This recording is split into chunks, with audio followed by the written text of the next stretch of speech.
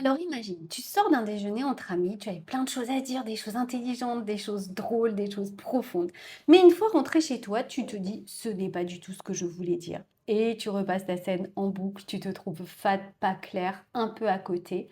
Et là, je t'arrête tout de suite. Ce n'est pas parce que tu n'es pas intéressante, ce n'est pas parce que tu n'es pas intelligente, ce n'est pas parce qu'il vaut mieux te taire, mais c'est parce que ton cerveau fait exactement ce pourquoi il est programmé. Et oui, pendant que tu parlais, tu croyais être concentré sur ce que tu disais, mais en réalité, ton cerveau, lui, faisait autre chose. Il scanne. Il scanne les visages, il scanne les micro-réactions, il scanne les regards, il scanne les silences. Parce que pour lui, l'appartenance au groupe, c'est vital. Donc, être exclu du groupe, évidemment, c'est dangereux. Alors, il cherche des signes. Il cherche des signes de prévisibilité. Il cherche à savoir, est-ce que je suis en sécurité ici? Et à partir du moment où il se met à douter, toi, tu quittes ta présence. Au lieu d'être centré, de rester centré sur ce que tu ressens, sur ce que tu veux partager, sur le lien que tu as envie de créer, tu te mets à gérer l'image que tu renvoies.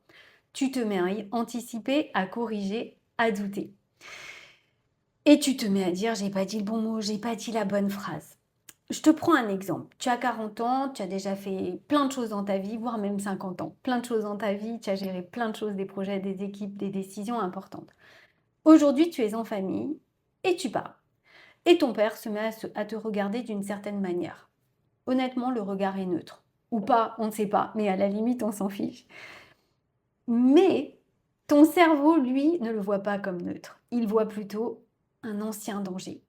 Il se dit: «Attention, ça me rappelle quelque chose d'il y a très, très longtemps» et en une fraction de seconde, ton corps se contracte. Tu le sens, ton cœur va se mettre à s'accélérer et là, c'est le brouillard total et bien sûr, tu te mets à te juger.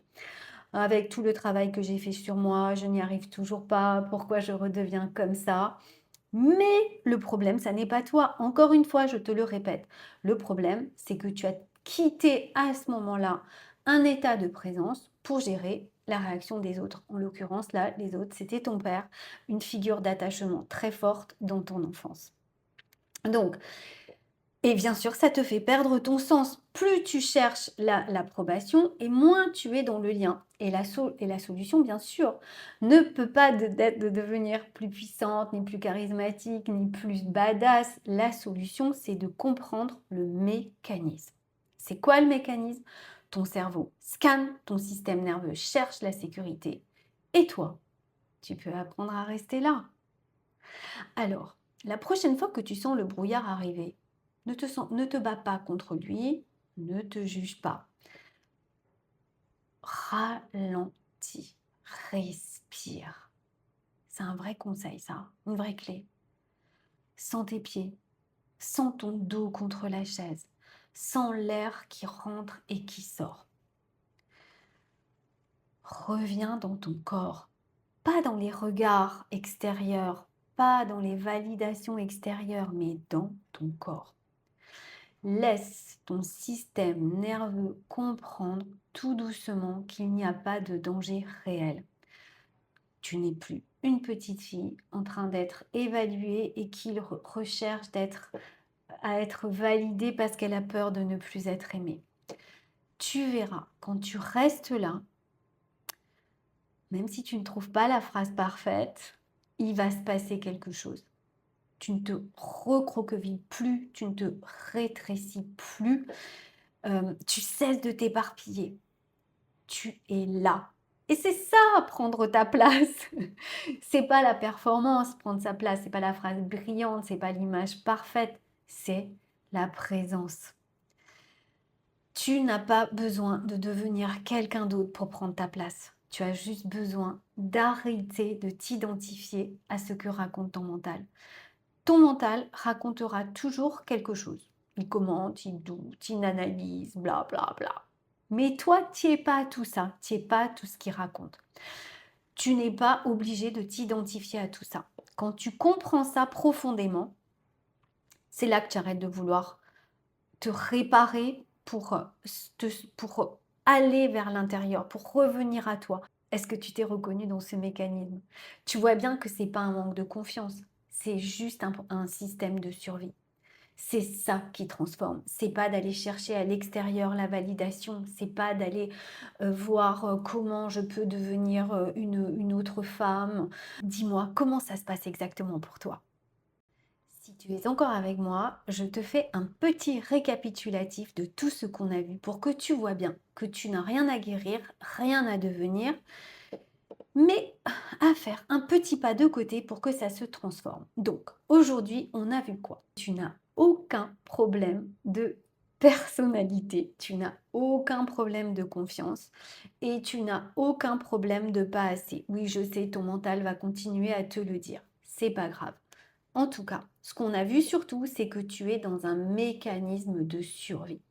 Et plus tu essayes de devenir quelqu'un d'autre, plus tu doutes, plus tu te rétrécis, plus tu te fais petite, plus tu t'éparpilles. C'est un cercle vicieux, plus tu crois que tu dois devenir une version améliorée de toi, alors qu'en réalité, tu dois juste revenir à toi, revenir à ce qui se passe à l'intérieur de ton corps, revenir à ta présence, parce que c'est ça qui va faire que le système nerveux petit à petit va se sentir en sécurité. Plus il se sent en sécurité, plus il sort du mode survie et moins il t'envoie de signaux d'alerte. Attention, danger, attention le regard, attention ton père, attention ci, attention ça. Plus tu fais ça, plus tu reviens à toi, plus tu reviens à ta présence, plus tu montres à ton système nerveux qu'il n'y a aucun danger par ici. Compris? Prendre sa place, c'est pas devenir une autre femme, c'est pas devenir plus puissante, c'est pas devenir plus badass, mais c'est apprécier de plus en plus qui tu es déjà. Et si tu fais ça, eh bien tu le fais. Je vais même aller plus loin. Quand tu reviens à toi, tu changes ta façon de voir le monde. Si tu pars de je ne suis pas assez, alors le monde devient dangereux. Ben oui, parce que les autres deviennent des juges. Chaque regard devient une menace. Mais quand tu montres à ton système nerveux, encore et encore, que tu es en sécurité, ben le monde cesse d'être un danger. Et là, tu peux te dire, toutes ces phrases du développement personnel qu'on adore, j'ai le droit, je peux, mais ça viendra plus de l'extérieur, ça viendra d'une présence, d'un endroit de conscience. Et c'est là que le jeu, la légèreté, la spontanéité reviennent dans ta vie. C'est là où vraiment tu redeviens toi, tu redeviens créatif. Si cette vidéo t'a aidé, abonne-toi. Je publie régulièrement des outils pour t'aider à sortir de tous ces programmes de survie qui te font croire que tu n'es pas assez, que tu es nul, qu'il te faut devenir quelqu'un d'autre, qu'il te faut changer ceci, changer cela. Et quand je vois un nouvel abonné, je me dis, chouette, encore une femme qui a compris qu'elle n'avait pas besoin de devenir quelque chose, mais au contraire qu'elle avait besoin juste d'une chose, revenir à elle.